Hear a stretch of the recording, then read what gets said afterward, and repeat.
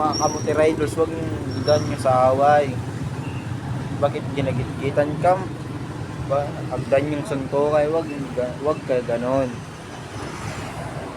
Iparain mo, gusto mo parain mo, tapos pakiusap kayo ng maayos, hindi na sunto kay da agad. Baka wag nyong isipin na baka ning yamado ka, ganun mo kasi ikaw nagpadako sa kanya, ikaw nagpakain, hindi man. Wag kayo magpakuan,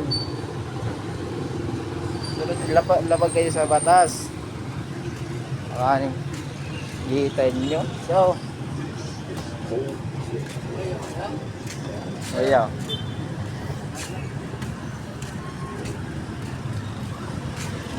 Kamu mga kamote riders dyan, baka yamado kayo sa mga kamote riders. Baka kayo mga riders kamote yan, mga kamote riders yan, hindi yan one.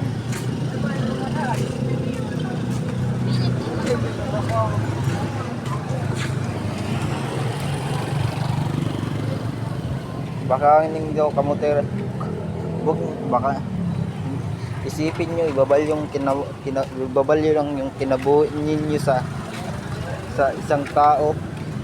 Usapin nyo ng masinsinan, hindi nga sapakin mo agad.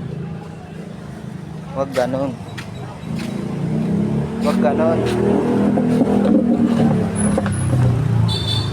Usapin mo ng nakagitgitan sa daan na kuya paginay, ganon. Hindi yung pakiaway ka agad. Makaning yamado ka ngayon, isang tao ngayon binaril, sinong talo? Siya, kaya siya patay. Yung isa ngayon gunner.